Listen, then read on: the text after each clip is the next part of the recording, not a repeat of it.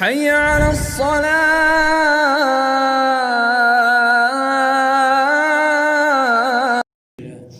الحمد لله وكفى والصلاة والسلام على سيدنا المصطفى وعلى آله وأصحابه أجمعين.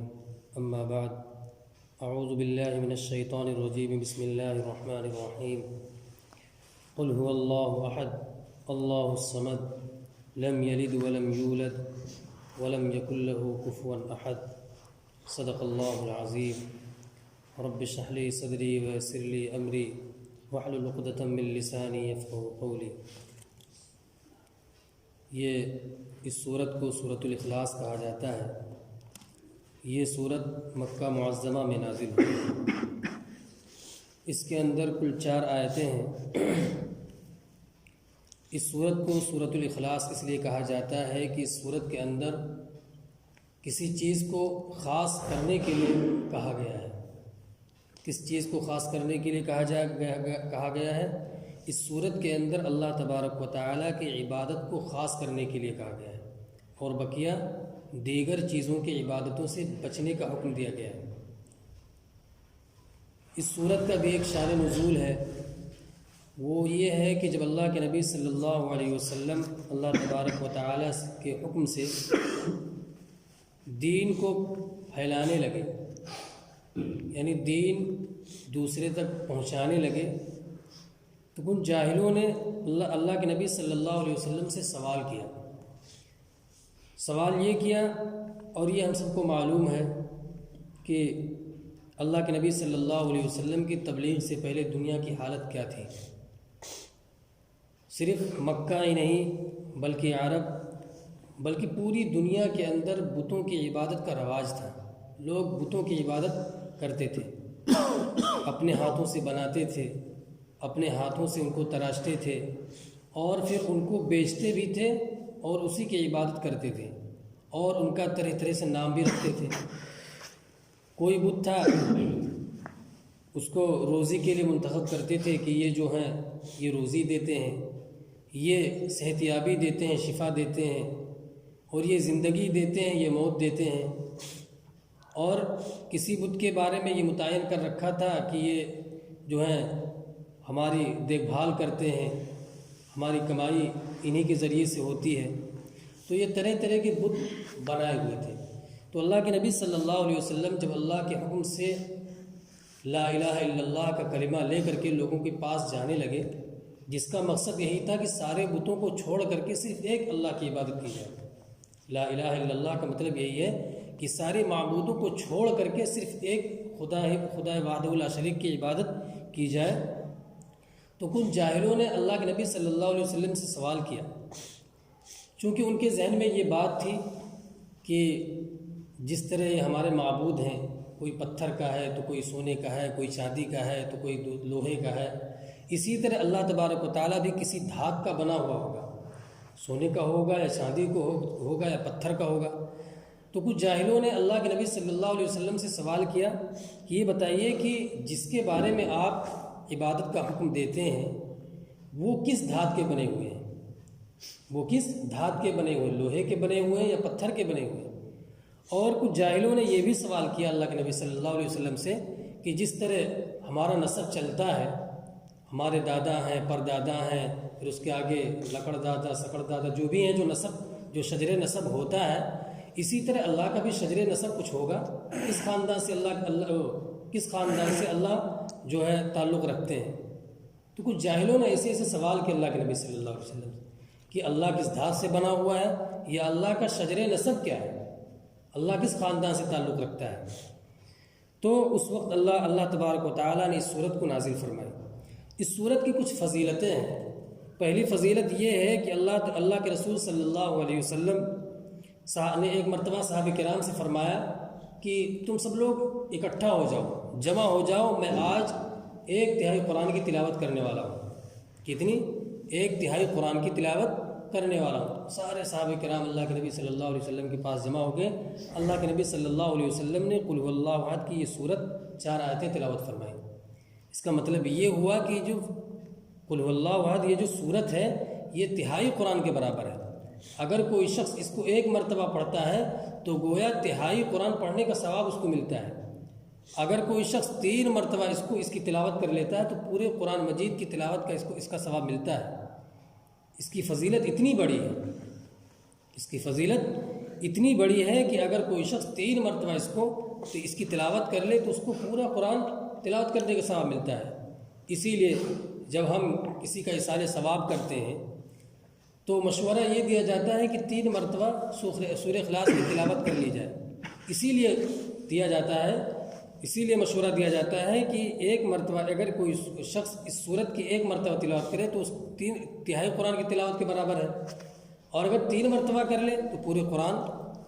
تو اسی لیے 3 مرتبہ کا مشورہ دیا جاتا ہے کہ 3 مرتبہ اس کی تلاوت کی جائے۔ ویسے تو ایصال ثواب کے لیے جو ہے قبر پر جا کر کے شریعت نے کوئی ایسی چیز منتخب نہیں کی کہ نہیں جا کر کے آپ کو قبر پر ایصال ثواب کے لیے یہی صورت پڑھنی ہے یا یہی دعا پڑھنا ہے، نہیں، صرف ایک چیز مشروع ہے، وہ یہ ہے کہ جب آپ قبر میں یا قبرستان میں داخل ہوں، قبر کے پاس جائیں تو مردوں سے سلام کریں، السلام علیکم یا اہل القبور، یہی چیز ثابت ہے۔ باقی آپ کچھ بھی قرآن کی کوئی بھی آیت پڑھ سکتے ہیں، ذکر کر سکتے ہیں، یا کوئی اور دوسری چیز پڑھ کر کے جو ہے ایصال ثواب اس کا کر سکتے ہیں۔ لیکن چونکہ مشورہ اس لیے علماء کرام اس سے دیتے ہیں کہ یہ چھوٹی سی صورت ہے اور اس کے پڑھنے کا اتنا ثواب ہے، اگر 3 مرتبہ پڑھ کر کے کسی مردے کو بخش دیا جائے تو گویا ایک قرآن پڑھ کر کے اس کے حق میں بخشا گیا ہے، تو اس لیے اس کی اتنی فضیلت ہے۔ دوسری جو ہے فضیلت یہ ہے کہ غالباً مسند احمد کی روایت ہے، حضرت عائشہ رضی اللہ تعالی عنہ سے مروی ہے کہ اللہ کے نبی صلی اللہ علیہ وسلم نے ایک صحابی کو جو ہے مارکے پر بھیجا، جنگ کے لیے صحابہ کرام کے ساتھ ان کو رخصت کیا۔ وہ صحابہ کرام گئے لے کر کے صحابہ کرام کو جنگ کے لیے، وہاں گئے تو جب وہ نماز پڑھاتے تھے تو وہ ہر نماز کے اندر سورہ اخلاص کی تلاوت کرتے تھے، ہر نماز کے اندر سورہ اخلاص کی تلاوت کرتے تھے۔ جب سب لوگ مارکے سے واپس آئے تو اللہ کے نبی صلی اللہ علیہ وسلم تک یہ بات پہنچائی گئی کہ اللہ کے نبی صلی اللہ علیہ وسلم یہ جو صحابی ہیں جن کو آپ نے مارکے کے لیے امیر بنا کر کے بھیجا تھا، یہ ہر نماز میں سورہ اخلاص کی تلاوت کر رہے تھے۔ تو اللہ کے نبی صلی اللہ علیہ وسلم نے ان صحابی سے پوچھا کہ تم کیوں ہر نماز کے اندر سورہ اخلاص کی تلاوت کیوں کرتے تھے، ہر نماز کے اندر سورہ اخلاص کی تلاوت کیوں کرتے تھے؟ تو ان صحابی نے جواب دیا، اللہ کے نبی صلی اللہ علیہ وسلم مجھے اس سورت سے بڑی محبت ہے، مجھے اس سورت سے بڑی محبت ہے، اس لیے کہ اللہ تبارک و تعالیٰ کی اس کے اندر جو ہے صفت بیان کی گئی ہے، بہت جامع صفت بیان کی گئی ہے۔ تو اللہ کے نبی صلی اللہ علیہ وسلم نے فرمایا، احبک ایاہا ادخلک الجنہ، احبک ایاہا ادخلک الجنہ، تمہاری اس محبت نے تم کو جنت میں داخل کر دیا، تمہاری اس محبت نے تم کو جنت میں داخل کر دیا، یعنی اللہ تبارک و تعالیٰ نے تم کو اس صورت کی محبت کی وجہ سے جنت میں داخل کر دیا۔ تیسری فضیلت یہ ہے کہ اگر کوئی شخص صبح کو اور شام کو سورہ اخلاص پڑھ لیا کرے تو اللہ تبارک و تعالیٰ اس کے تمام کاموں کا نگہبان ہو جاتا ہے، اس کے تمام کاموں کا کارساز ہو جاتا ہے، سارے کام اللہ تبارک و تعالیٰ اپنے ذمے لے لیتا ہے کہ اس آدمی کا کام مجھے کرنا ہے۔ اللہ ایک جگہ فرمایا کہ کوئی شخص بغیر سورہ اخلاص اور قل اعوذ برب الفلق اور قل اعوذ برب الناس کی تلاوت کے بغیر کوئی شخص نہ سویا کرے۔ اللہ کے نبی صلی اللہ علیہ وسلم نے فرمایا کہ کوئی شخص سورہ اخلاص، یہ تینوں صورت ہے، سورہ اخلاص اور قل اعوذ برب الفلق اور قل اعوذ برب الناس کی تلاوت کیے بغیر نہ سویا کرے۔ یہ تھی مختصر تفسیر سورہ اخلاص کی۔ اب ترجمہ کی طرف دیکھیں۔ قل هو اللہ احد، اس میں جو قل ہے یہ اللہ تبارک و تعالیٰ نے حضور پاک صلی اللہ علیہ وسلم کو مخاطب بنا کر کے فرمایا ہے۔ اور کیوں فرمایا؟ کہ یہ جو کفار کہا کرتے تھے کہ یہ بتائیے کہ اللہ جس کے بارے میں جس کی طرف آپ بلا رہے ہیں وہ ایک ہے یا کئی ہیں؟ مطلب ہمارے معبود تو کئی ہیں، آپ ایک اللہ کی طرف بلا رہے ہیں۔ تو اللہ تبارک و تعالیٰ نے حضور پاک صلی اللہ علیہ وسلم کو مخاطب کر کے فرمایا کہ قل، آپ کہہ دیجئے، یعنی آپ اعلان کر دیجئے، آپ ڈٹ کر کے کھلے عام کہہ دیجئے کہ وہی یعنی اللہ ایک ہے، صرف اور صرف اللہ ایک ہے۔ احد کے اندر جو تفسیر ہے اور جو اس کا معنی ہے، یہ جو احد ہے اور واحد، احد کے معنی بھی ایک ہوتے ہیں اور واحد کے معنی بھی ایک ہوتے ہیں، لیکن ان دونوں کے اندر بڑا فرق ہے۔ ان دونوں کے اندر بڑا فرق، معنی تو اردو میں دونوں کا ایک کیا جاتا ہے، لیکن عربی کے اندر ان دونوں میں بڑا فرق ہے۔ احد جو ہے یہ مقابل ہے اثنین ثلاثہ، یعنی 2 3 4 5 کے مقابل ہے۔ احد کے معنی ہوتا ہے ایک کے، اور واحد کے معنی بھی ہوتا ہے ایک کے، لیکن یہ جو احد واحد ہوتا ہے، جو واحد ہوتا ہے مقابل 1 2 3 4 5 کے، اگر یہاں واحد کا لفظ استعمال کیا جاتا تو اس کا مطلب یہ ہوتا کہ اللہ جو ہے ایک ہے، یعنی 2 3 4 5 نہیں ہے، 2 3 4 5 نہیں ہے، لیکن واحد کا لفظ احد کا لفظ استعمال کیا، واحد کے بجائے یہاں احد کا لفظ استعمال کیا۔ احد جو ہے یہ عربی کے اندر جو الفاظ کے معنی ہوتے ہیں بڑے کشادہ ہوتے ہیں، بہت سارے معنی مل جاتے ہیں، تو اس لیے احد کے اندر احد کا جو معنی لکھا ہے علماء کرام نے وہ یہ لکھا ہے کہ احد جو ہے یہ ایسی چیز کو کہتے ہیں جو اپنے اندر کسی چیز کو شامل نہ کیے ہوئے، بذات خود وہ ایک الگ ہو۔ مثال کے طور پر یہ مسجد ہے، اب اس کو ہم ایک ہی مسجد ہے، یہ مسجد ایک ہی ہے، اس کو ہم احد نہیں کہیں گے بلکہ صرف واحد کہہ سکتے ہیں۔ واحد کا مطلب یہ ہے کہ احد کا مطلب یہ ہوتا ہے کہ خود اس کے اندر کوئی ملاوٹ ہی نہ ہو، اور واحد کا مطلب یہ ہے کہ 1 2 3 4 کے اس کے مقابل اس کو بولا جاتا ہے۔ اب یہ مسجد ہے، اس کے اندر جو ہے شیشے بھی لگے ہوئے ہیں، پنکھے بھی لگے ہوئے ہیں، فرش بھی بنا ہوا ہے، کئی طرح کی چیزیں ہیں، لیکن احد جو ہے بذات خود ایسی چیز ہے کہ اس کے اندر کوئی چیز شامل ہی نہ ہو، جو تمام مخلوق جس کی حاجت مند مخلوق، مطلب یہ ہے کہ مخلوق کی حاجت اسی سے پوری ہوتی ہو، اس کی حاجت کسی سے نہ پوری ہوتی ہو، اس کو کہتے ہیں احد۔ اسی لیے اللہ تبارک و تعالیٰ کی صفت بیان کی گئی احد، کہ اللہ جو ہے وہ تنہا صرف ایک اکیلا ہے، اور ساری مخلوق اس کی حاجت مند ہے اور وہ کسی کا حاجت مند نہیں ہے۔ اللہ الصمد، اللہ بے نیاز ہے۔ یہاں صمد جو ہے یہ بھی ایک ایسا لفظ ہے کہ عربی کے اندر صرف اگر بے نیاز سے اس کا ترجمہ کر دیا جائے تو کافی نہیں ہوتا، بے نیاز سے اگر اس کا ترجمہ کر دیا جائے تو کافی نہیں ہوتا۔ صمد کا مطلب یہ ہے کہ جس کو کسی چیز کی حاجت نہ ہو اور ساری مخلوق کو اس کی حاجت ہو، صمد اس کو کہتے ہیں۔ اب دنیا کے اندر جتنی بھی مخلوق ہیں ایک دوسرے سے سب کو حاجت لگی رہتی ہے، کبھی ان سے کام، کبھی ان سے کام، کبھی ان سے کام، لیکن اللہ تبارک و تعالیٰ ایسا صمد ہے اور ایسا بے نیاز ہے کہ اس کو کسی چیز کی ضرورت نہیں پڑتی۔ مثال کے طور پر اللہ تبارک و تعالیٰ جو ہے، اگر یہ کہا جائے جیسے کفار یہ کہتے تھے کہ نعوذ باللہ اللہ سونے سے بنا ہوگا یا چاندی سے بنا ہوگا، سوال ایک تھا کہ اللہ سونے سے بنا ہوگا یا چاندی سے بنا ہوگا، تو اگر یہ کہا جائے کہ کسی نے نعوذ باللہ سونا ڈھال کر کے اللہ تبارک و تعالیٰ کو بنایا ہے، تب تو اللہ تعالیٰ محتاج ہو گیا۔ کس چیز کا محتاج ہوگا؟ کہ سونے کا محتاج ہو گیا۔ اگر سونا نہ ہوتا تو اللہ کیسے بنتا؟ تو جب اللہ تبارک و تعالیٰ، ساری مخلوق اللہ تبارک و تعالیٰ کی محتاج ہے، ساری مخلوق اللہ تبارک و تعالیٰ کی محتاج ہے، تو سونا بھی اللہ تبارک و تعالیٰ کی محتاج ہے، اور جب تک سونا اللہ تبارک و تعالیٰ نہیں بنائے گا تب تک دوسری چیزیں نہیں بن سکتی۔ اس لیے اللہ تبارک و تعالیٰ ایسا حاجت مند ہے کہ اس کو کسی چیز کی ضرورت نہیں، اس کو کسی چیز کی حاجت نہیں اور کسی مخلوق کی حاجت نہیں، اور دوسرے جو دیگر بندے ہیں ان کو سب کو اللہ تبارک و تعالیٰ کو سب کی ضرورت ہے، اللہ تبارک و تعالیٰ کی سب کو ضرورت ہے۔ لم یلد ولم یولد، لم یلد نہ وہ کسی سے جنا، نہ اس کی کوئی اولاد ہے اور نہ وہ کسی کی اولاد ہے، نہ اس کی کوئی اولاد ہے اور نہ وہ کسی کی اولاد ہے۔ یہ اس چیز کا جواب ہے جو عیسائی لوگ کہتے ہیں کہ اللہ تبارک و تعالیٰ ایک نہیں ہے بلکہ اللہ تبارک و تعالیٰ تین ہے، اللہ تبارک و تعالیٰ تین ہے، حضرت عیسیٰ علیہ السلام، حضرت مریم علیہ السلام اور اللہ تبارک و تعالیٰ خود۔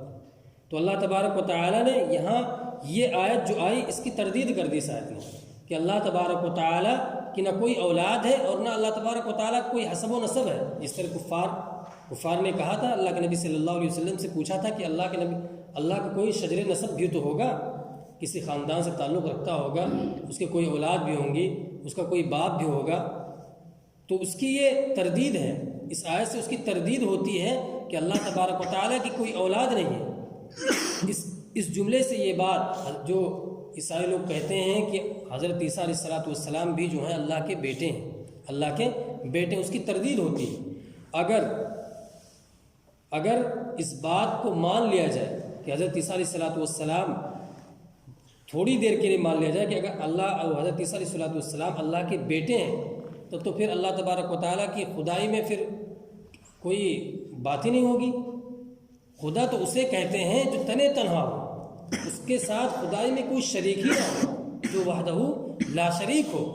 تو جو عیسائی لوگ کہتے ہیں کہ حضرت عیسیٰ اللہ کے بیٹے ہیں تو وہ غلط کہتے ہیں۔ یہ آیت ان کے لیے کیا ہے؟ دلیل ہے کہ اللہ تعالیٰ کا کوئی بیٹا نہیں ہے۔ ولم یولد، نہ وہ کسی کی اولاد ہے، یعنی اللہ تبارک و تعالیٰ کا کوئی باپ بھی نہیں ہے۔ اگر مان لیا جائے کہ اللہ تبارک و تعالیٰ کسی کا بیٹا ہے، یعنی اللہ کا کوئی باپ ہے، الیاذ باللہ، اگر مان بھی لیا جائے تب تو پھر اللہ تبارک و تعالیٰ محتاج ہو جائے گا۔ کیوں؟ اس لیے کہ بیٹا جو ہوتا ہے وہ اپنے پیدائش میں اپنے باپ کا محتاج ہوتا ہے۔ اگر باپ نہ ہو تو بیٹی کی پیدائش کیسے ہوگی؟ تب تو اللہ تبارک و تعالیٰ محتاج ہو گیا۔ اسی لیے یہ دلیل ہے اس بات کی کہ اللہ تبارک و تعالیٰ کسی کی اولاد بھی نہیں ہے، یعنی اللہ کا کوئی باپ بھی نہیں۔ اللہ صرف تنے تنہا وحدہ لا شریک ہے۔ اللہ کا کوئی کسی چیز میں کوئی شرکت نہیں ہے، کسی چیز کی، اللہ تبارک و تعالیٰ کی خدائی میں کسی چیز کی کوئی شرکت نہیں، ذرے کے برابر بھی کوئی شرکت نہیں۔ اللہ تبارک و تعالیٰ ایسا وحدہ لا شریک ہے۔ ولم یکن لہ کفوا احد، اس کے برابر کا کوئی نہیں، یعنی اس کا کوئی ہمسر نہیں۔ دور دور تک اللہ تبارک و تعالیٰ کی خدائی کے برابر کوئی نہیں ہے۔ اللہ تبارک و تعالیٰ جو چاہتے ہیں وہ کرتے ہیں، اور جس طرح چاہتے ہیں وہ کرتے ہیں۔ اللہ تبارک و تعالیٰ کی روک ٹوک کرنے والا کوئی نہیں کہ اللہ تبارک و تعالیٰ اگر کچھ کرنا چاہیں تو کوئی روک دے۔ اللہ تبارک، جیسے انسان ہوتا ہے، انسان کے برابر کوئی نہ کوئی ہوتا ہے، ہم انسان ہیں، ہمارے برابر کا کوئی ہے، یا اور دوسری چیزیں ہیں۔ تو ہر ایک چیز کی جو مخلوقات ہیں ان میں تو برابری ہے، لیکن اللہ تبارک و تعالیٰ کی ذات میں کسی کو کوئی برابری نہیں۔ ایک مرتبہ درجہ پھر سے سنیے۔ قل هو اللہ احد، اے نبی صلی اللہ علیہ وسلم آپ کہہ دیجئے کہ اللہ ایک ہے، یعنی اللہ اکیلا ہے، اللہ کے علاوہ کوئی خدا نہیں ہے۔ اللہ اپنی خدائی میں بالکل تنے تنہا اکیلا ہے، وحدہ لا شریک ہے۔ دور دور تک اللہ تبارک و تعالیٰ کے پاس تک کسی کی کوئی رسائی نہیں ہے۔ اللہ الصمد، اللہ بے احتیاج ہے، اس کی کوئی حاجت نہیں۔ اللہ تبارک و تعالیٰ کو کسی چیز کی حاجت نہیں، مخلوق کو اللہ تبارک و تعالیٰ کی حاجت ہے، مخلوق کو اللہ تبارک و تعالیٰ کی ضرورت ہے، اور اللہ تبارک و تعالیٰ کو مخلوق میں سے کسی چیز کی ضرورت نہیں ہے۔ لم یلد، نہ اس کی کوئی اولاد ہے، یعنی اس کا نہ کوئی بیٹا ہے نہ کوئی بیٹی ہے۔ جس طرح لوگ یہ بھی کہتے ہیں کہ فرشتے جو ہیں اللہ کی بیٹیاں ہیں اور حضرت عیسیٰ اللہ کے بیٹے ہیں، نعوذ باللہ، تو یہ بالکل کھلا چیلنج ہے ان لوگوں کے لیے کہ اللہ کا کوئی اولاد نہیں، نہ اللہ کا کوئی بیٹا ہے نہ اللہ کی کوئی بیٹیاں ہیں۔ ولم یولد، نہ وہ کسی کی اولاد ہے، یعنی اللہ تبارک و تعالیٰ کسی کا بیٹا بھی نہیں ہے، اللہ کا کوئی، نعوذ باللہ، اللہ کا کوئی باپ بھی نہیں ہے۔ اللہ تبارک و تعالیٰ بالکل اپنی خدائی میں اکیلا ہے، تنے تنہا ہے۔ ولم یکن لہ کفوا احد، اور اس کے برابر کا کوئی نہیں، یعنی اس کا ہمسر کوئی نہیں، اس کے قریب پہنچنے کے لائق بھی کوئی نہیں ہے۔ اللہ تبارک و تعالیٰ ان گزارشات کو قبول فرمائے۔